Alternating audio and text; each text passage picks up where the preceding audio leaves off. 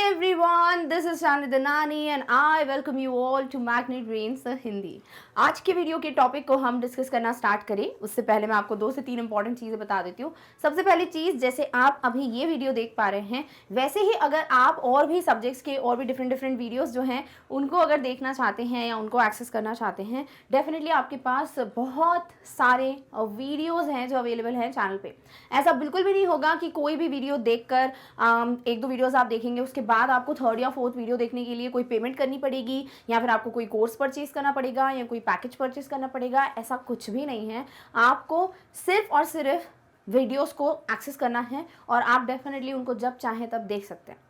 रही बात कि क्या आपके पास सिर्फ 1-2 ही ऑप्शंस हैं, बिल्कुल नहीं। अगर आप सीबीएसई इंग्लिश मीडियम का जो चैनल है, अगर उससे रिलेटेड आप कोई भी क्लास का कोई भी टॉपिक देखना चाहते हो या आप अपनी एक्स्ट्रा कोई भी चाहते हो कि लैंग्वेज पे या किसी और सब्जेक्ट पे आपका एक पकड़ मजबूत हो, या फिर आप एनटीएससी ओलंपियाड जैसे एग्जाम्स के जो वीडियोस हैं वो देखकर अपने आप को आगे के लिए या दूसरे सब्जेक्ट्स के लिए भी बहुत अच्छा करना चाहते हो, बेहतर करना चाहते हो, या फिर आप सिर्फ स्टेट बोर्ड्स के हिंदी मीडियम्स में भी अपने आप को, जो हिंदी मीडियम की वीडियोज़ हैं उसमें भी अपने आप को बहुत ज़्यादा मजबूत करना चाहते हो, सारे ऑप्शंस आपके लिए बिल्कुल ओपन हैं और आप इन सबको सिलेक्ट कर कोई भी वीडियो देख सकते हैं जब आप चाहें, और वो भी टॉप नॉच क्वालिटी कंटेंट के साथ। रही बात इन सब वीडियोस को इजीली कैसे एक्सेस करें, कैसे जाके हमारे सामने सब कुछ हो और हम सिलेक्ट करें कि हमको ये पढ़ना है या हम ये वीडियोस देखना चाहते हैं और क्या पढ़ सकते हैं, ये सब चीज़ें भी आपके लिए एक बहुत ही प्यारे सोर्स पे अवेलेबल हैं। वो है मैग्नेट ब्रेन्स की वेबसाइट, क्योंकि यहाँ सब कुछ एक प्रॉपर ऑर्डर में अरेंज्ड होता है, तो आपको कोई प्रॉब्लम नहीं होती है वीडियोज़ को देखने में, उनको ढूंढने में and stuff like that. So website कैसे विजिट करना है, वीडियोस को कैसे इजीली एक्सेस करना है, वो सब मैं आपको बताऊंगी पर इस वीडियो के अंत में। अभी हम बढ़ते हैं आज के टॉपिक की तरफ, जो होने वाला है 2 स्टोरीज अबाउट फ्लाइंग, जो चैप्टर है उसकी 2nd स्टोरी के बारे में। ऑलरेडी जो फर्स्ट स्टोरी है his first flight, young seagull वाली, उस पे बेस 3 वीडियोस का डिस्कशन हम ऑलरेडी कर चुके हैं। आई होप उसमें कोई भी डाउट नहीं रहा है। और उसी तरीके से अब दूसरी स्टोरी पे बढ़ना बनता है, और जो कि है ब्लैक एरोप्लेन, यानी एक काला हवाई जहाज। तो ये जो ब्लैक एरोप्लेन की स्टोरी है ये बहुत ही ज़्यादा मिस्टीरियस, बहुत ही ज़्यादा रहस्यमय स्टोरी है, बिकॉज इस स्टोरी में एग्जैक्टली जो नरेटर हैं या जो पायलट हैं उनकी लाइफ जो है वो सेफ तो हो जाती है, बट कौन उनको मदद करता है सेफली लैंड करने में, कौन उनको मदद करता है अपनी लाइफ को बचाने में, कौन है वो जिसकी वजह से वो मरते मरते बचते हैं, उसका आंसर ही नहीं है। पता ही नहीं चलता कि वो कौन था, और उसी को ब्लैक एरोप्लेन से बताया गया है। अब इसका जो आंसर है वो तो बिल्कुल अंत तक आपको नहीं मिलेगा, स्टोरी बिल्कुल खत्म हो जाती है एक मिस्टीरियस से मोड़ पे, बट हम कोशिश करेंगे सोचने की कि ऐसा क्या हुआ होगा, क्या रीज़न होगा, क्योंकि वहाँ पर हमारे ऊपर बिल्कुल छोड़ दिया गया है ये डिसीजन कि हम कुछ भी सोच सकते हैं कि क्या क्या रीजंस हो सकते हैं। ठीक है, तो आज की स्टोरी बहुत इंटरेस्टिंग होने वाली है, तो फटाफट से बढ़ते हैं इसके इंट्रोडक्शन की तरफ और फिर हम स्टार्ट करेंगे स्टोरी को। क्लियर? ऑलराइट।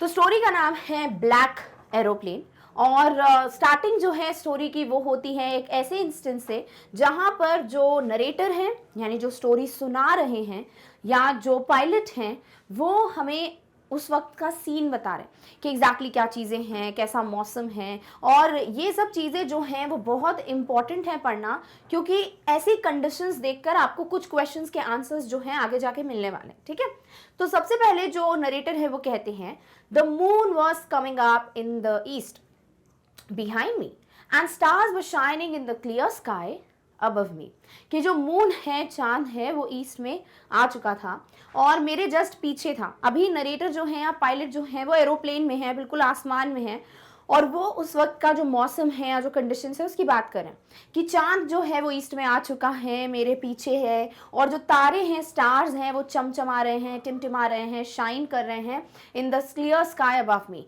मेरे ऊपर बिल्कुल आसमान में, जो कि बिल्कुल साफ साफ आसमान है, क्लियर स्काई है। There wasn't a cloud in the sky, और इस पूरे आसमान में एक बादल भी नहीं है, यानी ऐसा नहीं है कि बहुत क्लाउडी टाइप का वेदर है, नहीं, बिल्कुल क्लियर सा वेदर है, आसमान बिल्कुल साफ है, यानी बारिश होने की, तूफान आने की अभी कोई भी संभावना नहीं है। I was happy to be alone high above the sleeping countryside। अभी जब हम एरोप्लेन में होते हैं, अगर आपने कभी फ्लाइट ली हो या फिर आपने कभी कोई वीडियो देखा हो, तो आपको पता चलेगा कि हमें ना नीचे का पूरा ऐसा नज़ारा दिखता है जहाँ लाइट्स जल रही होती हैं रात के टाइम पे स्पेसिफिकली। आपको दिखेंगी कि लाइट्स दिखेंगी, कंट्री की लाइट्स, और कुछ नहीं दिखता आपको, मतलब थोड़ी बहुत बिल्डिंग्स क्लियर हो जाती है कि शायद अगर कोई वाटर बॉडी होती तो वो क्लियर हो जाती है, बाकी ऐसा कोई दिख नहीं रहा होता एस्ट्रोस, बिकॉज सब बहुत छोटू छोटू से हो जाता है, टाइनी से क्रीचर्स हो जाते हैं उस वक्त। तो वही वो बोल रहे हैं कि मैं बहुत खुश था कि मैं ऑल अलोन हूँ इन द स्काई, यानी कि वो अभी अपने एरोप्लेन में जो बैठे हुए हैं वो अकेले हैं, और स्काई में अभी और कोई दूसरा एरोप्लेन भी नहीं है, तो वो ऑल अलोन है स्काई में, और सब नीचे सो रहे हैं, लाइक जो कंट्री साइड है, यानी जो कंट्री के लोग हैं, यानी सॉर्ट ऑफ कंट्री साइड बोल सकते हो, जो पूरा थोड़ा विलेज टाइप का ही होता, वहाँ पे सारे लोग जो है वो मस्त सो रहे हैं, बिकॉज अभी रात का टाइम है। क्या टाइम हो रहा है अभी हम आगे जाके पता भी चलेगा, ठीक है। तो ऐसा कुछ अभी सिचुएशन है, कुछ कंडीशन है जो हमें नरेटर या पायलट यहाँ पर बता रहे हैं, ठीक है। अब पढ़ते हैं इसको हिंदी में। इसके पहले कंट्री साइड का मीनिंग देख लेते हैं, फिर ट्रांसलेशन देखेंगे। Country side means the land and scenery of a rural area, मतलब ऐसा लैंड या ऐसे कोई सीनरी दिख रही है जो कि रूरल एरिया की बात कर रहा है, यानी ग्रामीण क्षेत्र जो होता है ना वहाँ की बात कर रहा है। सो ग्रामीण इलाकों का जो ये पूरा सीन है उसको देखते हुए, जहाँ लोग ऑब्वियसली सो रहे होंगे अभी इस वक्त, तो वो देखते हुए पायलट बड़े खुश हैं कि मैं अभी बिल्कुल अकेला हूँ आसमान में। और इसकी खुशी का एक और रीजन है, अभी आगे जाके पढ़ेंगे, पहले ट्रांसलेशन पढ़ते हैं। चंद्रमा मेरे पीछे पूर्व की ओर आ रहा था और मेरे ऊपर निर्मल आकाश में तारे चमक रहे थे। तो जो नरेटर हैं वो कहते हैं कि अभी चंद्रमा निकल चुके हैं। अब हाँ, ये भी चीज़ है ना कि रात इसलिए भी पता कर सकते हो बिकॉज मून है, चांद जो है वो तो रात को ही आएगा, राइट। सो जो चंद्रमा है वो निकल चुका है पूर्व में और बिल्कुल पीछे है पायलट के, और अभी जो आकाश है, जो स्काई है वो बहुत क्लियर है, बहुत साफ है और तारे मस्त चमक रहे हैं। आसमान में एक भी बादल नहीं था और एक भी क्लाउड, एक भी बादल देखने को नहीं मिल रहा है। मैं सोए हुए ग्रामीण इलाकों से ऊपर अकेला रहकर खुश था, यानी सब बिल्कुल सो रहे हैं अभी घर पे अपने, और वही देखते हुए ऊपर जो पायलट हैं अपने एरोप्लेन में बड़े खुश, बड़े खुश नहीं, बड़ा खुश महसूस कर रहे हैं क्योंकि वो बिल्कुल अकेले हैं। और इस खुशी का रीजन और क्या है, चलिए आगे पढ़ते हैं। I was flying my old Dakota aeroplane over France back to England. यहाँ पे बहुत इंपॉर्टेंट पॉइंटर्स हैं कि इनका जो एरोप्लेन है उसका नाम है ओल्ड डकोटा। ओल्ड मतलब मे बी यहाँ पर ऐसा बोलना चाह रही होंगी कि बहुत टाइम से वो एरोप्लेन कंस्ट्रक्टेड है, बहुत टाइम से बनाया हुआ है, तो इसीलिए शायद ज़्यादा समय हो गया है, तो ओल्ड डकोटा, ठीक है। और डकोटा जो है वो नाम है एरोप्लेन का, हमेशा एक कोड दिया जाता है एरोप्लेन्स को कि भाई इसका ये नाम होगा या सॉर्ट ऑफ इस तरीके से। Over France back to England, तो वो फ्रांस के ऊपर से जा रहे हैं, लाइक वो जो कंट्री साइड है वो फ्रांस की बात कर रहे हैं, और कहाँ जा रहे हैं, इंग्लैंड जा रहे हैं। I was dreaming of my holiday and looking forward to being with my family। तो वो बहुत ज़्यादा खुश इसीलिए भी थे क्योंकि वो अपने परिवार से मिलने वाले थे। अभी अगर कोई जानता है कि जो एविएशन इंडस्ट्री होती है, aviation in the sense pilots हो गए, ग्राउंड स्टाफ हो गया, एयर हॉस्टेस हो गई, है ना, जो भी एयरक्राफ्ट मेंटेनेंस इंजीनियर्स हो गए, बहुत सारी फील्ड्स होती हैं जो रिलेटेड होती हैं एविएशन से, उड़ान की जो फील्ड है। सो यहाँ पर अगर आपको पता हो जो पायलट्स हैं या एयर हॉस्टेसेस हैं, इनको बहुत, इनका मतलब स्केड्यूल ऊपर नीचे होता है, कभी ये कहाँ होते हैं, कभी ये कहाँ होते हैं, कभी रात को फ्लाइट्स होती हैं, कभी सुबह फ्लाइट्स होती हैं, तो परिवार से मिलने का समय ना बहुत कम नसीब होता है, ठीक है। तो इसीलिए भी ये चीज़ हम फील कर सकते हैं कि ये जो पायलट हैं वो बहुत खुश थे क्योंकि वो अपनी छुट्टियों के बारे में सोच रहे हैं, अपने हॉलीडे के बारे में सोच रहे हैं, जो कि वो अपने परिवार के साथ स्पेंड करने वाले हैं। तो अपनी फैमिली के साथ मिलने की जो खुशी थी उस वजह से भी उनकी खुशी जो है वो दुगनी हो गई थी। I looked at my watch 1:30 in the morning, तो मैंने बोला ना टाइम भी पता चलेगा, तो उन्होंने अपने वॉच में देखा कि अच्छा टाइम क्या हो रहा है, उनको दिखा कि भैया सुबह के 1:30 बज रहे हैं। So it was 1:30 AM, clear. अब फटाफट से इसका जो हिंदी ट्रांसलेशन है वो देख लेते हैं। So there is no difficult word, ठीक है, आई होप सब क्लियर है, यस। सो क्या है भाई इसका हिंदी ट्रांसलेशन, कि मैं अपने पुराने डकोटा हवाई जहाज को फ्रांस के ऊपर से वापस इंग्लैंड ले जा रहा था, यानी कि ये जा रहे हैं इंग्लैंड अपनी छुट्टियों के लिए, अपनी फैमिली से मिलने, और इनके एरोप्लेन का नाम है ओल्ड डकोटा, ठीक है। ओल्ड नाम नहीं है, ओल्ड बताया गया है कि भाई बहुत पहले कंस्ट्रक्ट हुआ होगा, में भी बहुत पहले बनाया गया होगा, और डकोटा नाम है, ठीक है।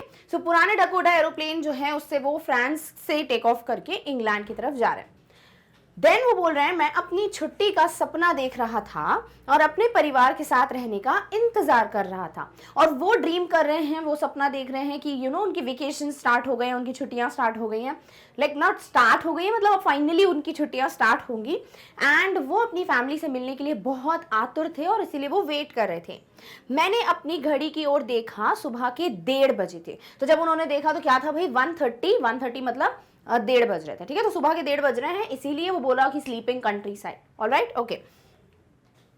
I should call Paris control soon, I thought, As I looked down past the nose of the aeroplane, I saw the lights of a big city in front of me.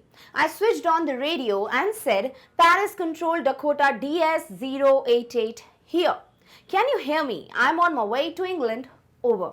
अभी यहाँ पर जो जब भी जैसे देखो टेक ऑफ करते हैं ना, सो दीज पीपल पायलट्स वगैरह जो हैं इनको इन्फॉर्मेशन देनी पड़ती है कि भैया हम टेक ऑफ कर चुके हैं, ताकि वो लोग भी अगर कुछ ऐसा उनको बताना है कि भैया आप यहाँ से इतना डिग्री टर्न कर सकते हो या फिर नॉर्मल है फ्लाइट, यहाँ आगे जाके स्टॉर्म नहीं है, वो सब वो बता सकें। ठीक है, तो ऐसे ही क्योंकि वो फ्रांस से जा रहे हैं तो पेरिस कंट्रोल रूम होगा, तो वहां पे उन्होंने सोचा कि मैं पेरिस कंट्रोल को कॉल कर दूं, तो उन्होंने कॉल किया और वो ये सोच रहे थे, बट जैसे ही उन्होंने देखा भाई जैसे एरोप्लेन है ना, एरोप्लेन जो ऐसा है उसकी ये जो हिस्सा है उसको नोज बोलते हैं, नाक, तो उन्होंने उस वक्त उस तरफ जब देखा ना तो उनको क्या दिखी, lights of a big city in front of me.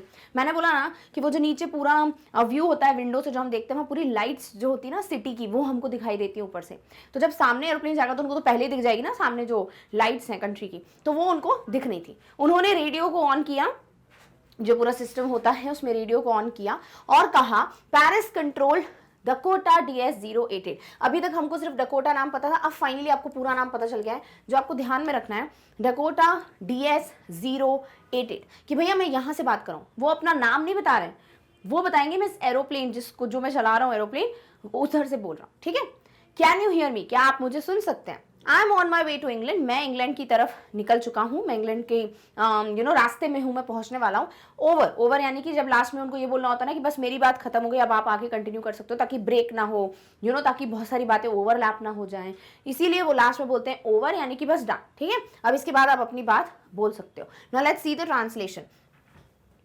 मुझे जल्द ही पेरिस कंट्रोल को फोन करना चाहिए, मैंने सोचा। जैसे ही मैंने हवाई जहाज की नाक के नीचे देखा, यानी जो नोज वाला पार्ट है वहां देखा, मैंने अपने सामने पेरिस शहर की रोशनी देखी। मैंने रेडियो चालू किया और कहा पेरिस कंट्रोल डकोटा DS088 यहाँ, क्या आप मुझे सुन सकते हैं? मैं इंग्लैंड जा रहा हूँ। समाप्त, यानी अब ये बात मेरी हो गई।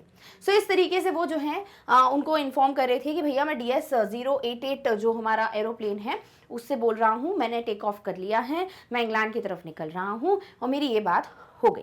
क्लियर? अब इसका क्या जवाब आता है, let's see that. The voice from the radio answered me immediately. DS088, I can hear you. You ought to turn 12 degrees west now. DS088, over. तो इस पेरिस कंट्रोल से आवाज आती है, एकदम से जवाब आता है कि हाँ DS088 हम आपको सुन सकते हैं। आपको अभी क्या करना है, ऑट टू एक क्या है, मॉडल वर्ब है। ठीक है, ग्रामर में पढ़ते हैं ना मॉडल वर्ब, तो मॉडल वर्ब है जो आपको एक तरीके से बताता है कि आपको क्या करना है। ठीक है, सो आपको भी क्या करना है, आपको 12 डिग्री जो है वेस्ट की तरफ मुड़ना है, और ओवर यानी कि डन, मेरी बात भी खत्म हो गई। I check the map and the compass. अब उन्होंने दोनों चीजें चेक की, एक तो मैप होता है जिसमें सब दिख रहा होता है कि उनको कहाँ क्या टर्न करना है, जैसे हमारे रोड का मैप्स होता है वैसे इनको पूरा क्लियर होता है, इनको समझ आता है कि भैया ऊपर भी क्या मैप चलने वाला है। साथ ही साथ कंपास होता है जिससे ये देख पाते हैं वो कि किस डायरेक्शन में मूव करना है, भाई नॉर्थ जाना है, ईस्ट जाना है, वेस्ट जाना है। बिकॉज बोला ना कि 12 डिग्रीज वेस्ट, तो वो फिर समझेंगे अच्छा मुझे 12 डिग्रीज वेस्ट की तरफ मूव करना है। I check the map and the compass, switched over to my second and last fuel tank. अब ये इंपॉर्टेंट इन्फॉर्मेशन है बिकॉज आगे जाके आपको इससे रिलेटेड कुछ पता चलेगा। ठीक है, तो इन्होंने क्या किया, अपना जो फ्यूल टैंक है, जो फ्यूल होता है एरोप्लेन में, उसका सेकंड और लास्ट टैंक, यानी 2 टैंक है फ्यूल टैंक्स, पहला फ्यूल टैंक खत्म हो चुका है जो कि इनको चेक करके ही टेक ऑफ करना चाहिए था, राइट, कि फुल टैंक रहे हमेशा, भरी जरूरत हो या ना हो। और सेकंड और लास्ट फ्यूल टैंक जो है वहां पे उन्होंने स्विच कर दिया था, यानी कि अब बस इतना ही जो भी फ्यूल है वो बचा था जिससे इनका हवाई जहाज या एरोप्लेन चल सकता था। And turn the Dakota 12 degrees west towards England. और उन्होंने जैसे कि बोला, पेरिस कंट्रोल से आवाज आई कि आपको 12 डिग्री मूव करना है, तो उन्होंने 12 डिग्री की तरफ मुड़े, और ऑब्वियसली इंग्लैंड की तरफ ही मुड़ेंगे ना क्योंकि वो वहीं जा रहे हैं। क्लियर? चलिए अब इसी को पढ़ते हैं हिंदी में। रेडियो से एक आवाज आई और मुझे तुरंत उत्तर आया, DS088, मैं आपको सुन सकता हूँ। आपको अब 12 डिग्री पश्चिम की ओर यानी वेस्ट की तरफ मुड़ना चाहिए। DS088 समाप्त, यानी ओवर, मेरी बात खत्म हो गई। मैंने मानचित्र किसको कहते हैं, मैप को, और कंपस यानी जिससे नॉर्थ, ईस्ट, वेस्ट ये डायरेक्शंस देखे जाते हैं, की जांच की। अपने दूसरे और आखिरी ईंधन टैंक यानी जो फ्यूल टैंक है पर स्विच किया और डकोटा को 12 डिग्री पश्चिम में इंग्लैंड की ओर मोड़ दिया। तो उन्होंने 12 डिग्री की तरफ मोड़ दिया, इंग्लैंड की तरफ, और फाइनली जो है उन्होंने अपना सेकंड जो लास्ट फ्यूल टैंक है उस पर स्विच कर दिया है, और साथ ही साथ उन्होंने कंपास, मैप ये सब भी चेक किया। Clear? Okay, next. I'll be in time for breakfast. I thought a good big English breakfast. Everything was going well. It was an easy flight. तो वो यही सोच रही हूँ ना, उनके दिमाग में सिर्फ एक ही चीज़ चल रही है कि मैं अपने परिवार से मिलूंगा, मेरी जो वेकेशन है, हॉलीडे फाइनली स्टार्ट होगी, मैं एंजॉय करूंगा, ये सब चीज़ें उनके दिमाग में चल रही हैं। तो वो यही बोलते हैं कि I will be in time for breakfast, कि भाई अभी जिस तरीके से मैं निकला हूँ ना अपनी जर्नी पे, तो मैं जो हूँ समय पे पहुंच जाऊंगा नाश्ते या ब्रेकफास्ट के लिए। I thought a good big English breakfast. अब इंग्लैंड में जो है एक अलग तरीके का ब्रेकफास्ट सर्व होता है जिसे इंग्लिश ब्रेकफास्ट कहते हैं, नाश्ता, ठीक है। तो वो यही सोच रहे थे कि अब मैं वो खाऊंगा, अपने परिवार से मिलूंगा। और जिस तरीके से आप बचपन से पले बड़े होते हो, आपको जो चीज़ें खाने की आदत होती है, अभी हमको लगता है कि अरे यार ये रोज़ रोज़ खाना पड़ रहा है, बट जब हम घर से दूर रहते हैं तो हमको इन्हीं चीज़ों की याद आती है। तो वही पायलट जो है वो सोच सोच कर खुश हो रहे हैं। Everything was going well, it was an easy flight. और वो यही सोच रहे थे कि सब बढ़िया चल रहा है और ईजी फ्लाइट है, आसानी से वो पहुंच जाएंगे अब, क्योंकि कुछ भी नहीं था, लाइक स्टॉर्म नहीं है, क्लाउड्स नहीं है, कोई भी प्रॉब्लम नहीं है, फ्यूल है, एवरीथिंग। तो वो खुश थे कि मैं सही सलामत इंग्लैंड पहुंच जाऊंगा। Paris was about 150 kilometers behind me when I saw the clouds, storm clouds. They were huge. अब वो आगे बढ़ चुके हैं और वो पेरिस से 150 किलोमीटर आगे आ चुके हैं, ठीक है। तो पेरिस उनसे 150 किलोमीटर पीछे था, यानी कि वो पेरिस से 150 किलोमीटर आगे आ चुके हैं, करेक्ट। और जैसे ही वो इतनी दूरी तय कर चुके हैं, उनको क्या दिखता है? उन्हें दिखते हैं बादल, तूफानी बादल, स्टॉर्म क्लाउड्स। और ये थे बहुत बड़े बादल, यानी कि वेदर की कंडीशंस खराब हो गई थी। और स्टॉर्म में अक्सर टर्ब्यूलेंस देखने को मिलता है एरोप्लेन में, यानी कि एक तरीके से ऊपर नीचे होने लगता है एयरप्लेन, और बहुत कंडीशंस खराब हो जाती है। कई बार जो है आपको वेट करना पड़ता है, कई बार डिले हो जाती है फ्लाइट, कई बार पहले ही कोई एयरपोर्ट पे जो है लैंड करना पड़ता है, कई बार डायरेक्शन या डेस्टिनेशन ही चेंज कर देना पड़ता है। तो वेदर के बारे में कुछ नहीं कह सकते, तो एनीथिंग कैन हैपन, ठीक है। चलो अब इसको पढ़ते हैं। मैं नाश्ते के लिए समय पर पहुंच जाऊंगा, मैंने सोचा। एक अच्छा बड़ा अंग्रेजी नाश्ता, यानी कि इंग्लिश ब्रेकफास्ट। सब कुछ ठीक चल रहा था। यह एक आसान उड़ान थी।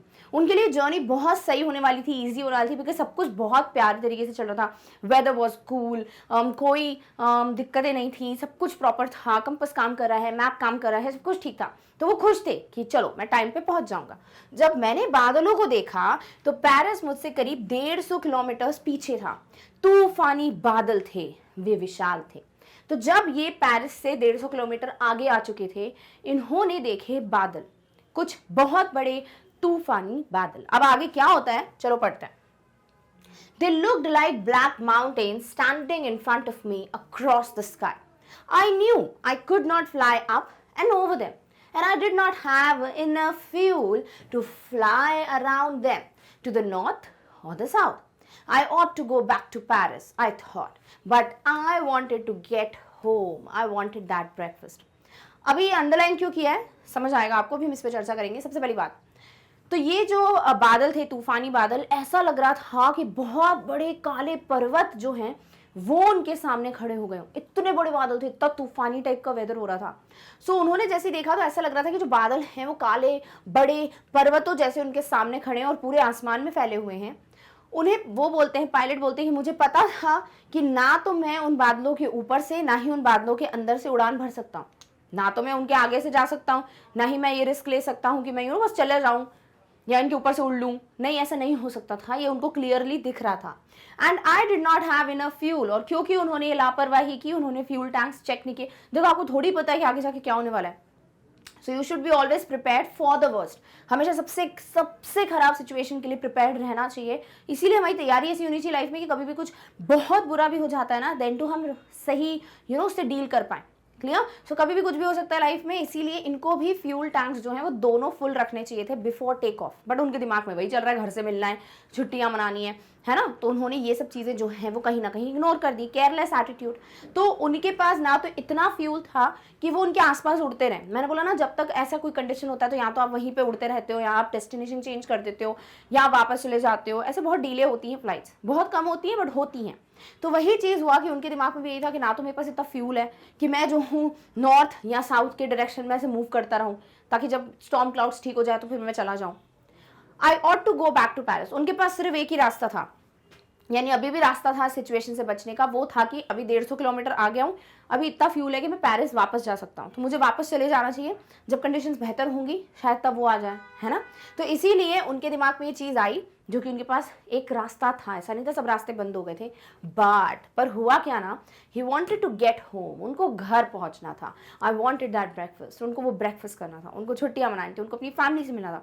तो ये जो उनका एक डिजायर था वो कहीं ना कहीं इस पे हावी हो गया था। अगर आपको याद है फायर एंड आइस, उसमें लिखा था ना, फायर कंपेयर थे डिजायर से, इच्छाओं से। और जब इच्छाएं हमारे ऊपर हावी हो जाती है ना कहीं हम बहुत ज्यादा गलत करते हैं। अपनी इच्छाओं को हमें दबा के रखना चाहिए, ऐसा नहीं होना चाहिए हमारी इच्छाएं हम पे हावी हो रही है, वो हमारे कंट्रोल में होनी चाहिए। वही चीज हुई कि इनकी जो इच्छा थी घर पे जाने की, मिलने की, घर वालों से ब्रेकफास्ट करने की, वो इतनी ज्यादा स्ट्रांग हो गई थी कि कहीं ना कहीं वो उन पे हावी हो गई थी। और ये जो उनका डिसीजन होना चाहिए था पेरिस वापस जाने का, वो नहीं लेंगे, ठीक है। और आगे उससे क्या होगा अभी हम पढ़ेंगे। तो आगे समझ कि मैंने क्यों अंडरलाइन किया था, क्योंकि पहले वाले पॉइंट से रिलेटेड है। चलो अब इसको पढ़ते हैं हिंदी में। मैं वे आसमान में, यानी जो बादल थे आसमान में, मेरे सामने खड़े काले पहाड़ों की तरह लग रहे थे। मुझे पता था कि मैं उनके ऊपर और ऊपर नहीं उड़ सकता, यानी कि मैं तो ना उनके अंदर से उड़ सकता हूँ ना ऊपर से उड़ सकता हूँ, और मेरे पास उनके चारों ओर उत्तर या दक्षिण में उड़ने के लिए पर्याप्त ईंधन नहीं था। चलो उनमें एंटर नहीं कर सकते हो, बट उनके अराउंड तो घूम सकते हो, है ना, दूसरे डायरेक्शन में, बट नहीं, उसके लिए फ्यूल ही नहीं था। मुझे पेरिस वापस जाना चाहिए, मैंने सोचा, और उनको जाना ही चाहिए, लाइक आई ऑट टू, उनको करना तो यही चाहिए था। लेकिन मैं घर जाना चाहता था, मुझे वहां नाश्ता चाहिए था, वो इंग्लिश ब्रेकफास्ट, वो फैमिली, वो घर, ठीक है। इसीलिए उन्होंने जो डिसीजन है वो कुछ और लिया। क्या लिया? Let's read that. I'll take the risk, I thought, and flew that old Dakota straight into the storm. Inside the clouds, everything was suddenly black. It was impossible to see anything outside the aeroplane. The old aeroplane jumped and twisted in the air. I looked at the compass. I couldn't believe my eyes. The compass was turning round and round and round. अभी क्या बोल रहे हैं यहाँ पे pilot या narrator, कि मैंने सोचा कि मैं रिस्क ले लेता हूँ, भैया अभी मुझे पेरिस जाना चाहिए। ये चीज़ मेरे दिमाग में, ऐसा भी नहीं कि मेरा दिमाग बंद कर गया था काम करना, या आई वाज सो कंफ्यूज्ड या सो मच शॉक्ड कि मेरे को समझ ही नहीं आ रहा था मैं क्या करूँ। नहीं, मुझे क्लियर था कि मुझे पेरिस वापस जाना चाहिए, बट मैंने सोचा चलो भैया रिस्क लेते हैं। तो मैंने रिस्क लेने का सोचा, और मैं अपने एरोप्लेन को सीधे ले गया किस में? तूफानी बादल में, जहां मुझे नहीं जाना चाहिए था। उनको पता था कि वो नहीं उड़ सकते उसमें, बट वो एंटर कर जाते हैं। अब क्या होता है क्लाउड्स के अंदर, inside the clouds everything was suddenly black. इन बादलों के अंदर, इस तूफान के अंदर सब कुछ बहुत बहुत ज्यादा काला था, ऑब्वियसली क्योंकि अंधेरा था, और तूफान है तो और ज्यादा अंधेरा था। It was impossible to see anything outside the aeroplane, और उनको अपने एयरप्लेन के बाहर कुछ भी दिखाई नहीं दे रहा था। मतलब कंडीशन कुछ ऐसी थी कि जैसे आपको भी कुछ ना दिखे, वैसे उनको कुछ नहीं दिख रहा था एयरप्लेन के बाहर, ठीक है। तो वो कुछ देख नहीं पा रहे थे, तो उनके पास रास्ता क्या बचता है? चलो वो अपनी मशीनरी, कंपास, मैप, इन सब के थ्रू देख पाए।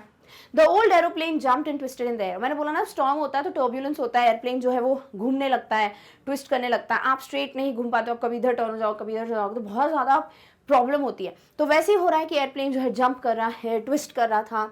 I looked at the compass, उन्होंने सोचा चलो मैं कंपास देख लेता हूँ ताकि मुझे डायरेक्शंस क्लियर हो जाए कि मुझे कहाँ जाना चाहिए। I couldn't believe my eyes. Pilot जो है, नरेटर जो है, वो अपनी आंखों पे विश्वास ही नहीं कर पाए।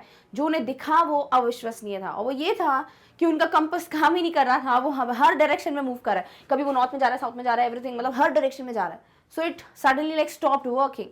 तो अब उनको ये भी क्लियर नहीं हो रहा था कि वो किस डायरेक्शन में जाए। तो उन्होंने जो रिस्क लिया ना, गलत किया, उनको वापस चला जाना चाहिए था। चलो अब इसका ट्रांसलेशन पढ़ते हैं। मैं जोखिम लूंगा, यानी मैं रिस्क लूंगा, मैंने सोचा, और उस पुराने डकोटा को सीधे तूफान में उड़ा दिया, और सीधे सीधे में गया, स्टॉर्म में एंटर कर गया।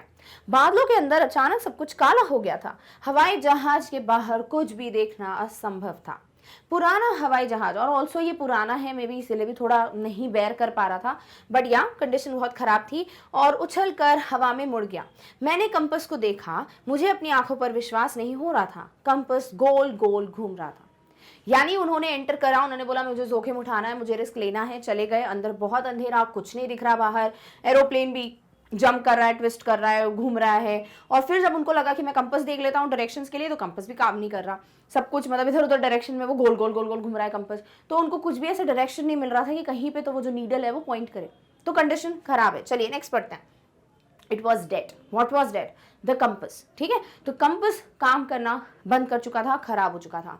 इट वुड नॉट वर्क, वो काम ही नहीं कर रहा था, ना कोई डायरेक्शन बता रहा था, ना कुछ, बंद, बस अब तो कंपस से कोई उम्मीद ही नहीं है।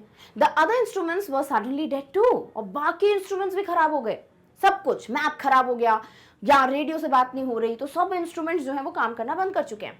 I tried the way radio, अब उनको लगता है कि मुझे रेडियो ट्राई करना चाहिए, लाइक पेरिस कंट्रोल से बात करता हूँ कि भाई ऐसी सी कंडीशन हो गई है, आप कुछ मुझे मदद कर सकते हो क्या?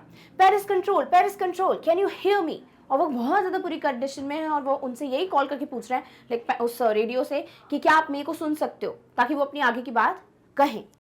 सो ये जो हिंदी में ट्रांसलेशन है, इट वुड से कंपस खराब हो चुका था, है ना। इट वॉज डेड मतलब कंपस अब काम ही नहीं कर रहा था, वह काम नहीं कर रहा था। अन्य उपकरण यानी कि बाकी के भी जो इंस्ट्रूमेंट्स थे भी अचानक से काम करना बंद कर चुके थे, यानी कंपस का कोई हेल्प नहीं है, फ्यूल नहीं बचा है, उसके बाद मैप काम नहीं कर रहा, कर पेरिस कंट्रोल से भी आगे देख रहे हो कि यहाँ बात नहीं रही, तो ले दे के ना सारी मुसीबतें एक साथ आ चुकी थी। मैंने रेडियो पर कोशिश की, पेरिस नियंत्रण, क्या आप मुझे सुन सकते हैं? नाउ लेट्स सी कि यहाँ से शायद आंसर आ जाए, मे बी रेडियो पे वो पूछ रहे हैं तो शायद उनकी थोड़ी मदद हो जाए, बट लेट्स सी, बट आगे जाके यही पता चलेगा कि नहीं हो पाती है मदद, और कंडीशन बहुत खराब है। तो उनको उसी वक्त पेरिस पीछे चला जाना चाहिए था, पेरिस में 150 किलोमीटर तक जब वो पहुंच गए थे, शायद ये मुसीबतें फिर उनको हैंडल नहीं करनी पड़ती। Clear? Okay. There was no answer, तो रेडियो से या पेरिस कंट्रोल से कोई आंसर नहीं आया। The radio was dead too, even जो रेडियो है वो भी काम करना बंद कर चुका था। I had no radio, no compass and I could not see where I was. एक तो उनके कोई इंस्ट्रूमेंट्स काम ही नहीं कर रहे, कंपस काम नहीं कर रहा, रेडियो से आवाज नहीं आ रही, कुछ भी नहीं है, साथ ही साथ इतना अंधेरा है तूफान में कि उनको कुछ दिख ही नहीं रहा था आसपास कि वो है कहाँ। I was lost in the storm, और वो तूफान में एक तरीके से भटक चुके थे या खो गए थे।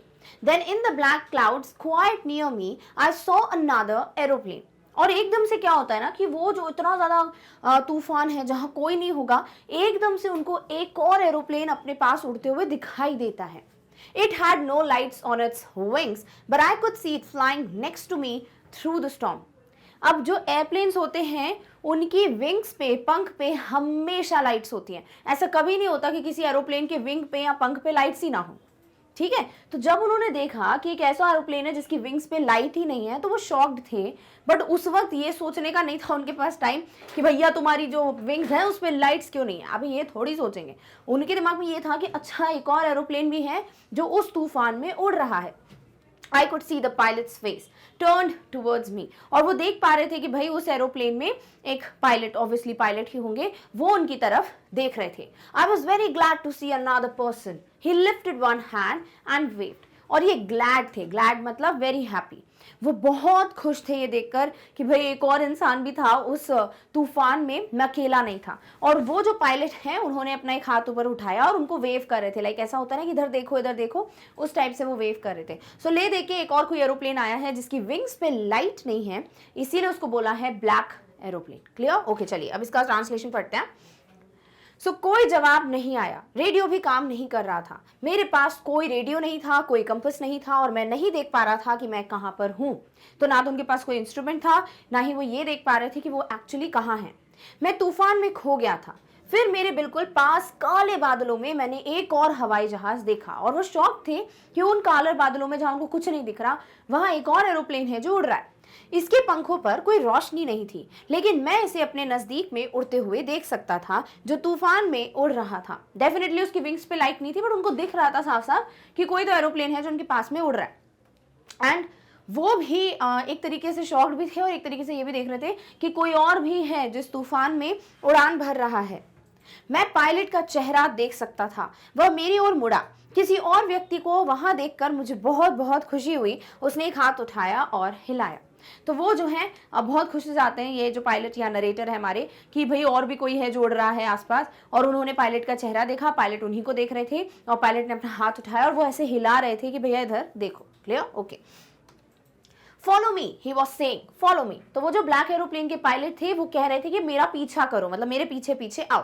ही knows that I am lost, I thought he is trying to help me. और क्योंकि वो डायरेक्टली बोल रहे थे कि मुझे फॉलो करो, तो इनको लग रहा था कि अच्छा उसको समझ आ गया होगा कि भैया मैं यहाँ पर खो गया हूँ, मुझे नहीं समझ आ रहा है कि मैं क्लाउड से बाहर कैसे आऊँ, और वो मेरी मदद करना चाहता था।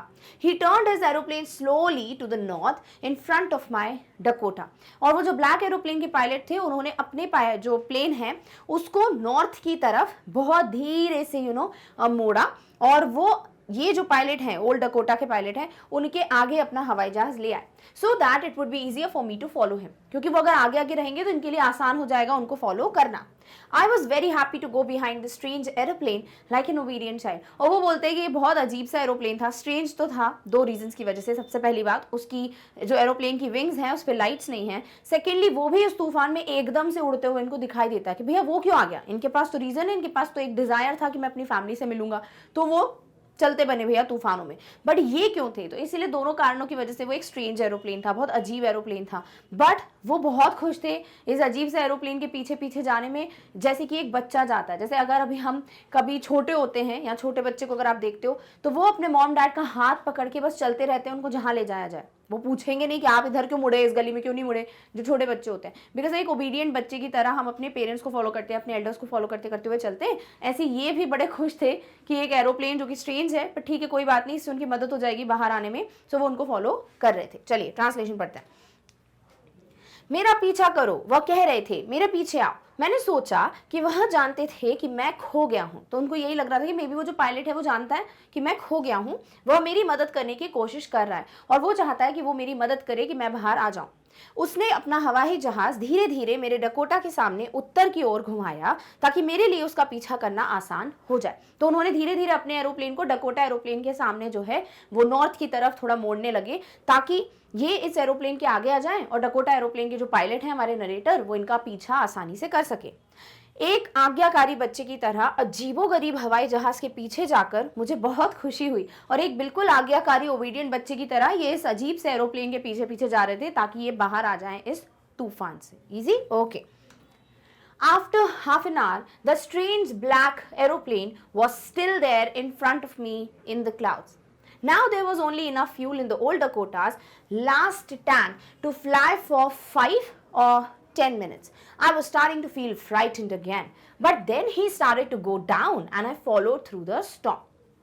अब यहाँ नरेटर कहते हैं कि आधे घंटा हो चुका है, अब उनके पीछे चलते जा रहे हैं। आधे घंटे तक भी अभी भी वो देख पा रहे हैं कि वो जो स्ट्रेंज यानी अजीब सा ब्लैक एरोप्लेन है वो उनके सामने ही था अभी भी उन बादलों में। और अब नरेटर जो है, पायलट जो है, उनकी टेंशन और बढ़ गई थी। क्यों भाई? क्योंकि उनका जो फ्यूल टैंक था एयरप्लेन का, वो लास्ट फ्यूल टैंक था और उसमें उतना ही ईंधन था, उतना ही फ्यूल था जिससे वो 5 से 10 मिनट की और उड़ान भर सकते हैं। यानी अगर वो 10 मिनट के अंदर अंदर नहीं पहुंचे एयरपोर्ट पर, देन डेफिनेटली कुछ भी हो सकता था। तो इसीलिए वो फिर से डरने लग गए थे। तो आप देख सकते हो वो फ्यूल की वजह से ही उनकी 2 बार अपॉर्चुनिटीज चली गई हैं, जाते जाते लाइक देखी गई हैं। एक बार फ्यूल अगर होता तो वो शायद घूमते रहते क्लाउड्स के अराउंड और फिर निकल जाते। दूसरी बात, अभी भी फ्यूल जो है 5 से 10 मिनट के लिए बचा है। तो इसीलिए हमेशा हमें हर चीज़ जो है वो सोच समझ के करनी चाहिए, ऐसे इग्नोर नहीं करना चाहिए फैक्ट्स को। तो अभी वो फिर से डरने लगते हैं, but then he started to go down. But एकदम से वो ब्लैक एरोप्लेन के पायलट जो है वो नीचे की तरफ उड़ रहे हैं और ये भी उनको पीछे पीछे फॉलो कर रहे थे। अब वो क्यों जा रहे हैं नीचे की तरफ? कब जाते हैं हम? जब एयरपोर्ट आ रहा होता है, लाइक जो रनवे आ रहा होता है और लैंड करना होता है, राइट? सो लेट्स सी क्या होता है। आधे घंटे के बाद भी अजीब सा काला हवाई जहाज मेरे सामने बादलों में था। अब पुराने डकोटा के आखिरी टैंक में 5 या 10 मिनट और उड़ान भरने के लिए ईंधन था। मुझे फिर से डर लगने लगा था, लेकिन फिर वह व्यक्ति नीचे जाने लगा और मैं तूफान से गुजरा। तो डेफिनेटली वही चीज हुई कि आधे घंटे तक भी अभी वो उड़ ही रहे, ठीक है, और इनको फिर से डर लगने लगा है, टेंशन होने लगी, क्योंकि 5 से 10 मिनट का ही ईंधन है। अगर वो ईंधन नहीं रहेगा तो फिर तो कोई भी मदद नहीं कर पाएगा, राइट? बट एकदम से वो देखते हैं कि ब्लैक एरोप्लेन के पायलट जो है वो नीचे की तरफ अपनी उड़ान लेके जा रहे हैं, अपना एरोप्लेन लेके जा रहे हैं, तो ये भी उनको फॉलो करते हैं। Clear? Okay. Suddenly I came out of the clouds and saw 2 long straight lines of lights in front of me. एकदम से वो बाहर आ चुके हैं उन तूफानी बादलों से और उनके सामने उनको 2 लंबी सी लाइट्स की बनी हुई रेखाएं या लाइंस दिखती हैं। अगर आप कभी भी फ्लाइट वगैरह, अगेन मैं बोलूँगी, अगर आपने कभी कैच की है या फिर आपने कभी वीडियोस देखे हैं, सो यू वुड नो कि रनवे पे भी लाइट्स जल रही होती है रात के समय पे, ताकि क्लियर रहे कि भैया लैंड करना है, तो वो क्लियर रहता है पाथवे। तो बिल्कुल दोनों तरफ जो है ऐसी लाइट्स जल रही होती हैं और उसे रनवे कहते हैं जहाँ पे लैंडिंग होती है एयरप्लेन्स की। क्लियर? सो वो देख पा रहे थे वो lights, it was a runway, यानी फाइनली वो एयरपोर्ट पहुंच गए थे। An airport, I was safe. I turned to look for my friend in the black aeroplane, but the sky was empty. तो वो खुश हो गए कि अरे वाह ये लाइट्स दिख रही है, मतलब ये रनवे है, एयरपोर्ट आ गया है, मैं सेफ हूँ, मैं बच गया, ऐसा कुछ नहीं हुआ कि जिससे मेरी जान चली जाती। और वो एकदम से अपनी जो फेस है उसको टर्न करते हैं ताकि वो अपने फ्रेंड, यार फ्रेंड ही हो गया ना, जान बचा दी भैया, फ्रेंड से बढ़कर हो गया, तो इसीलिए वो अपने फ्रेंड को देखने के लिए अपना जो फेस है वो टर्न करते हैं। बट वहां कोई नहीं होता, पूरा स्काई एम्प्टी था, वो कोई ब्लैक एरोप्लेन उनको दिख नहीं रहा था। देयर वाज नथिंग देयर, वहां कुछ भी नहीं था। The black aeroplane was gone, जो ब्लैक एरोप्लेन था वो जा चुका था। आई could not see it anywhere, वो कहीं पे भी जो पायलट है या जो नरेटर है वो उस ब्लैक एरोप्लेन को देख नहीं पा रहे थे। Let's see the translation. अचानक मैं बादलों से बाहर आया और मेरे सामने रोशनी की दो लंबी सीधी रेखाएं देखी। यह एक रनवे था, हवाई अड्डा यानी एयरपोर्ट। मैं सुरक्षित था। मैं काले हवाई जहाज में अपने दोस्त की तलाश करने के लिए मुड़ा, लेकिन आसमान खाली था, वहां कुछ भी नहीं था। काला हवाई जहाज चला गया था, मैं उसे कहीं नहीं देख पा रहा था। तो एकदम से अचानक से वो देखते हैं कि वो बाहर आ गए हैं स्टॉर्म क्लाउड्स के, और उनके सामने दो लाइट्स की लाइन बनी हुई है, यानी कि ये रनवे है तो डेफिनेटली वो एयरपोर्ट पे पहुंच चुके हैं, हवाई अड्डे पे पहुंच चुके हैं, और वो खुश हो गए कि उनकी जान बच गई। और इसीलिए वो एकदम से खुशी से टर्न करके देखते हैं अपने दोस्त यानी ब्लैक एरोप्लेन के पायलट को देखते हैं, बट उन्हें कुछ नहीं दिखता, पूरा स्काई एम्प्टी था, खाली था, कोई दूसरा एरोप्लेन नहीं था, कोई ब्लैक एरोप्लेन वहां पर नहीं था। Clear? Okay. I landed and was not sorry to walk away from the old Dakota near the control tower. I went and asked a woman in the control center where I was and who the other pilot was. I wanted to say thank you. She looked at me very strangely and then laughed. अब होता क्या है कि इनका जो aeroplane ये land हो जाता है, ठीक है। अभी ऐसा नहीं होता है कि आप जो है रनवे पे अपना एयरप्लेन लैंड करोगे और वहीं छोड़ के चले जाओगे। जैसे अगर हमको रास्ते में कोई काम होता है, हम गाड़ी को कहीं पे भी रख के ऐसे चले जाते हैं क्या? हम कोई जगह ढूंढते हैं कि साइड में भैया पार्क कर दें, ऐसे थोड़ी आप बस गाड़ी चला रहे हो, ठीक है, आप वहीं पे गाड़ी छोड़ के आप उतर के चले जाओगे, नहीं ना। आप गाड़ी लेंगे, आप कहीं पे पार्क करोगे, ऐसे रास्ते में छोड़ के नहीं चले जाओगे। वैसे ही ये जो एयरप्लेन्स होते हैं, इनको अपनी पोजीशन जो भी परफेक्ट उनकी असाइंड पोजीशन होती है वहां पर उसको लैंड करना पड़ता है या सॉर्ट ऑफ वहां लेके जाना पड़ता है। बट इन्होंने क्या किया, ये फटाफट से लैंड हुए और इनको कोई भी प्रॉब्लम नहीं हो रही थी, इनको बिल्कुल सॉरी फील नहीं हो रहा था कि अपनी ड्यूटी पूरी नहीं कर रहे हैं, एयरप्लेन को अपनी सही जगह पे नहीं पोजिशन कर रहे हैं, बल्कि उन्होंने अपने एयरप्लेन को वहीं छोड़ा और फिर कंट्रोल टावर गए। कंट्रोल टावर जहाँ से सारी चीजें कंट्रोल होती है, कौन सा हवाई जहाज है, कहाँ पर है, सब कुछ दिखता है उनको, ठीक है। I went and asked a woman in the control center. अब इस कंट्रोल सेंटर में एक महिला बैठी हुई थी, वहां जाके ये पायलट इनसे बात करते हैं और क्या पूछते हैं कि भैया ये बताओ सबसे पहले मैं कहाँ पर हूँ, लाइक कौन सा एयरपोर्ट है, एंड जो दूसरा पायलट है वो कौन था, लाइक जो दूसरा पायलट मेरे साथ फ्लाई कर रहा था वो कौन था। आई वॉन्टेड टू से थैंक यू, क्योंकि मुझे उन्हें धन्यवाद कहना है। अब ये जो लेडी है जब उनकी बात सुनती है कि दूसरा पायलट कौन था ये सब, तो वो उनको बहुत अजीब तरीके से देखती है कि क्या पूछ रहे हैं, मतलब ये कैसा प्रश्न है, और एकदम से वो हंसने लगती है। अब क्यों हंसने लगती हूँ बताएंगे, पहले इसका ट्रांसलेशन पढ़ते हैं। मैं उतरा और पुराने डकोटा को बिना उसके स्थान पर रखकर नियंत्रण तार के पास जाने के लिए खेद महसूस नहीं कर रहा था, यानी मुझे बिल्कुल सॉरी फील नहीं हो रहा था कि मैं अपना काम नहीं कर रहा हूँ, कहीं पे भी छोड़ के चला जा रहा हूँ अपने एयरप्लेन को और सीधे सीधे कंट्रोल टावर जा रहा हूँ, क्योंकि अभी जिस इंसान ने उनकी जिंदगी बचाई थी उसको धन्यवाद देना ज्यादा जरूरी था, इसके पहले कि वो चले जाते या कुछ भी होता, राइट। मैंने जाकर कंट्रोल सेंटर की एक महिला से पूछा कि मैं कहाँ हूं और दूसरा पायलट कौन है, मैं उन्हें धन्यवाद कहना चाहता हूं। उसने मुझे बहुत अजीब तरह से देखा और फिर हंस पड़ी। तो उन्होंने जब पूछा कि दूसरा पायलट कौन है, मुझे थैंक यू बोलना है, तो वो शॉक थी कि क्या बोल रहे हैं, लाइक कोई दूसरा पायलट एंड क्या हो रहा है, बट उनको एकदम से हंसी आ जाती है। भाई हंसने क्यों लगती है वो? She told another aeroplane up there in the storm, no other planes are flying tonight. Yours was the only one I could see on the radar. तो वो बोलती है कि दूसरा एरोप्लेन, वो भी इतने तूफान में, कोई भी दूसरा एरोप्लेन फ्लाई कर ही नहीं रहा आज रात को, सिर्फ और सिर्फ आपका एयरप्लेन था जो स्काई में फ्लाई कर रहा था। उसके अलावा कोई भी एयरप्लेन नहीं है जो वो रेडार पे देख पा रही थी। रेडार पे क्या होता है ना, ऐसे पूरे पॉइंट्स दिखते हैं कि कौन से डायरेक्शन में कितने डिग्री पे कौन सा एरोप्लेन जो है वो फ्लाई कर रहा है। तो उस रेडार पे पॉइंट आ जाता, अगर 2 पॉइंट्स आ जाते यानी कि 2 एरोप्लेन्स फ्लाई कर रहे हैं, बट ऐसा कुछ नहीं था। सिर्फ और सिर्फ ओल्ड डकोटा DS-088 यही एरोप्लेन उस रात को फ्लाई कर रहा था, इसके अलावा और कोई था ही नहीं। तो वो ब्लैक एरोप्लेन कौन था, ये सब चीजें बिल्कुल पता नहीं चलती हैं। So who helped me to arrive there safely without a compass और a radio and without any more fuel? In my tanks. और ये जो पायलट हैं, जो नरेटर हैं, वो अपने आप से यही पूछ रहे थे फिर वो कौन था जिसने मेरी मदद की बिना कंपस के, बिना ईंधन के, बिना किसी रेडियो के हेल्प के यहाँ तक सुरक्षित पहुंचने में। Who was the pilot on the strange black aeroplane? वो कौन था भाई जो उस ब्लैक एरोप्लेन के अंदर जो पायलट था, जिसने मुझे वेव किया, जिसने मुझे बोला फॉलो करो, जो मेरे को लेकर आया यहाँ पर, तो वो था कौन? Flying in the storm without lights. Also वो कौन सा पायलट था भाई जो तूफान में अपना एरोप्लेन उड़ा रहा था, साथ ही साथ उसके एयरप्लेन पे लाइट्स भी नहीं थी। तो ये सब क्या था? और इस तरीके से आपकी स्टोरी खत्म भी हो जाती है। मैंने बोला ना कि बहुत ही मिस्टीरियस रहस्यमयी स्टोरी है, आपको कुछ आंसर नहीं पता चलेगा कि कौन था वो ब्लैक एरोप्लेन, सच में कोई था भी कि नहीं था तो ये कैसे पहुंचे। तो ये सारे क्वेश्चंस जो हैं वो आपके ऊपर छोड़ दिए गए हैं कि भैया आप सोचो जो भी सोचना है। क्लियर? ओके, चलिए इसका ट्रांसलेशन देखते हैं, फिर इस पर डिस्कशन करेंगे कि मेरे हिसाब से क्या क्या रीजंस हो सकते हैं, लाइक क्या क्या पॉसिबिलिटीज हो सकती हैं। एक और हवाई जहाज इस तूफान में, वो भी ऊपर। आज रात कोई अन्य हवाई जहाज नहीं उड़ रहा था, केवल आपका ही था जिसमें रडार पर देख सकती थी। यानी सिर्फ ओल्ड डकोटा था जिसे मैं देख पा रही हूँ रडार पे, बाकी तो कोई भी एरोप्लेन नहीं था उस वक्त जो फ्लाई कर रहा था। तो बिना किसी कंपस या रेडियो के और मेरे टैंकों में बिना किसी ईंधन में सुरक्षित रूप में वहां पहुंचाने में मेरी मदद किसने की? तो ये जो क्वेश्चंस हैं वो नरेटर या पायलट अपने आप से पूछ रहे हैं कि बिना किसी उपकरण के, इंस्ट्रूमेंट के मुझे फिर फाइनली सेफली यहाँ पर पहुंचाने में किसने हेल्प की? बिना रोशनी के तूफान में उड़ते अजीब काले हवाई जहाज का पायलट कौन था? एंड ये क्वेश्चन मार्क जो है, जो इस तरीके का घूमता हुआ क्वेश्चन मार्क है ना, वो आपके दिमाग में छोड़ दिया है इस स्टोरी ने। अब कई पॉसिबिलिटीज हो सकती है। देखो ये स्टोरी जो है वो इमेजिनेशन है, रियल में कुछ भी नहीं है, ठीक है।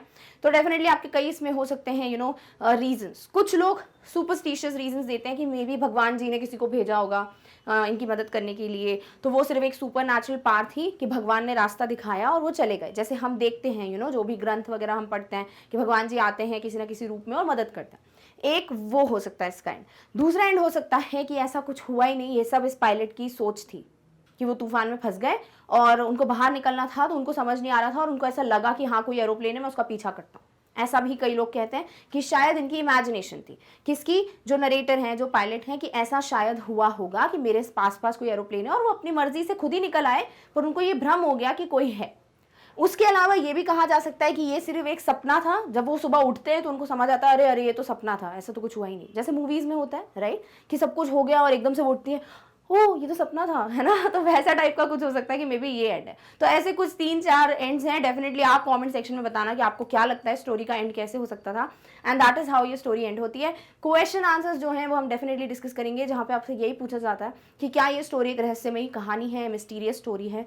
डेफिनेटली, बिकॉज लास्ट तक पता नहीं चलता कि एग्जैक्टली वो ब्लैक एरोप्लेन कौन था या कौन सा पायलट थे वो, और ऐसा कैसे हो सकता है किसी एयरप्लेन में विंग्स में लाइट्स नहीं हैं। तो yeah definitely these are the questions. So we are done with the chapter का एक्सप्लेनेशन, बट या अभी भी इसकी समरी और क्वेश्चंस वगैरह जो हैं वो हम डिस्कस करने वाले हैं आने वाले वीडियोज़ में। बट इसके पहले कि मैं इस वीडियो को एंड करूं, मैंने आपको बताया था इन द बिगनिंग कि मैं वेबसाइट से रिलेटेड आपसे कुछ डिस्कशंस करूंगी। सो या वो डिस्कस कर लेते हैं कि जैसे आप अभी ये वीडियो देख पा रहे हैं, इसी तरीके से आप जो बाकी के वीडियोस हैं जो चैनल पे उपलब्ध हैं बिल्कुल फ्री ऑफ कॉस्ट। ऐसा कोई वीडियो नहीं है जिसके लिए आपको अलग से पेमेंट करनी पड़ेगी, या ऐसा कोई भी कोर्स नहीं है या वीडियोस नहीं है या subject related topics related video नहीं है जो आपको आधे मिल जाते हैं और आधे के लिए आपको पेमेंट करनी पड़ती है। नहीं, जो कुछ भी बनाया जाता है सब कुछ आपके लिए फ्री ऑफ कॉस्ट है, आपको कुछ पे करने का जरूरत नहीं है। अब आप अगर ये सारे वीडियोस को एक प्रॉपर ऑर्डर में अपने सामने देखना चाहते हैं और इन वीडियोस को अच्छे से एक्सेस करना चाहते हैं ताकि आपका टाइम भी ज़्यादा वेस्ट ना हो और आप आसानी से सारे वीडियोस देख लें, इसके लिए बेस्ट तरीका होता है कि आपको वेबसाइट विजिट करनी चाहिए।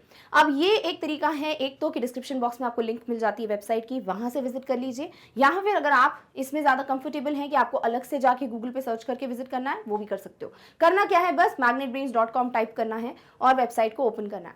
जैसे वेबसाइट ओपन करते हो आपके सामने ये जो पेज है वो डिस्प्ले होता है।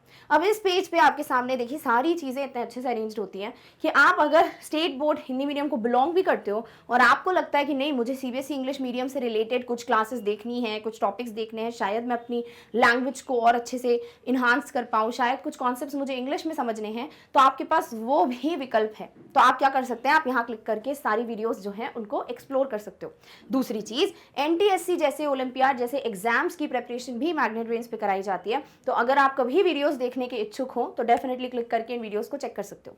थर्ड थिंग इज भाई, आप किसी CBSE बोर्ड को बिलोंग करते हो और आपको लगता है मुझे हिंदी में वीडियोस देखने हैं, या आप किसी स्टेट बोर्ड के हिंदी मीडियम स्टूडेंट हैं और आपको लगता है भाई मुझे सारे वीडियोस चेक करने हैं वो भी हिंदी लैंग्वेज में, डेफिनेटली टेंशन लेने की कोई जरूरत नहीं है, क्योंकि यहाँ पे आपके लिए वो भी ऑप्शन उपलब्ध है। आप क्या कर सकते हैं, बस क्लिक कर दीजिए जो भी आपने सिलेक्ट कर लिया है, ताकि आपके सामने सब्जेक्ट्स की लिस्ट आ जाए। जैसे कि मान लेते हैं कि आपने ये डिसाइड किया कि भाई मुझे हिंदी मीडियम के ही वीडियोस देखना है, क्लिक करो, आपके सामने उससे जुड़े हुए सारे जो सब्जेक्ट्स हैं, जो विषय हैं, उनकी लिस्ट आपके सामने आ जाएगी। अब आप उस विषय को चूज कर लीजिए जो आपने डिसाइड कर लिया है कि हाँ मुझे यही पढ़ना है आज के दिन। आप जैसे ही उस पर क्लिक करेंगे आपको उस सब विषय से, उस सब्जेक्ट से रिलेटेड सारे टॉपिक्स की जो लिस्ट है वो मिल जाएगी। जैसे आपने डिसाइड कर लिया है मुझे फर्स्ट फ्लाइट के सारे वीडियोस के टॉपिक्स देखना है, आप क्लिक करो, जैसे ही क्लिक करोगे उससे रिलेटेड बहुत सारे टॉपिक्स की लिस्ट है। जैसे लेटर टू गॉड पे भी क्लिक करते हो ना, इसी पे आप देख सकते हो कि यहाँ पे 1 लेक्चर लिखा है। अभी आप जाके चेक करेंगे तो यहाँ पे आपको 3 या 4 यहाँ पे नंबर दिखाएगा, ताकि आप और ज्यादा जो लेक्चर्स हैं उनको देख पाए। नाउ जस्ट डिसाइड, जैसे आपने डिसाइड किया मुझे पाठ्यक्रम परिचय देखना है, क्लिक करो, आपके सामने उसका वीडियो प्ले होना स्टार्ट हो जाएगा। इतना आसान होता है वेबसाइट से वीडियोस तक पहुंचना। मुझे समझाने में 1 से 2 मिनट लग गए, आपको कुछ सेकंड्स लगेंगे उस वीडियो तक पहुंचने में, सो आपका टाइम भी वेस्ट नहीं होगा और आप आसानी से सारे वीडियोस देख भी पाओगे। क्लियर? सो वेबसाइट विजिट जरूर करना है। डन? ओके। सो इस तरीके से हम आ चुके हैं आज के टॉपिक के डिस्कशन के अंत में। आई होप आपको क्लियर हो गया है कि ब्लैक एरोप्लेन टाइटल क्यों दिया, क्यों ये एक रहस्यमय मिस्टीरियस स्टोरी है, और आपके हिसाब से स्टोरी का अंत क्या होगा प्लीज मुझे बताना कमेंट सेक्शन में, because I would love to read it. And yeah इस तरीके से we are done with the chapter का एक्सप्लेनेशन, बट अभी भी समरी और क्वेश्चन आंसर्स जो है उसको हम डिस्कस करने वाले हैं आने वाले वीडियोस में। सो आज के लिए अगर ये वीडियो आपको लगता है कि काम का था, आपको सब कुछ समझ आ गया है, तो प्लीज इस वीडियो को लाइक जरूर करना। इस वीडियो के बारे में और इस चैनल के बारे में जितने लोगों से हो सकता है शेयर करो। साथ ही साथ इस चैनल को सब्सक्राइब करना नहीं भूलना है अगर आप नोटिफिकेशन या अपडेट्स मिस करना नहीं चाहते हैं। सो इस तरीके से लाइक शेयर और सब्सक्राइब जरूर करना है। साथ ही साथ हम आ चुके हैं इस वीडियो के अंत में, बट अगले वीडियो में जल्दी मिलेंगे अगले टॉपिक के साथ। तब तक खुद का सबका ध्यान रखिए। Thank you so much for watching. Bye.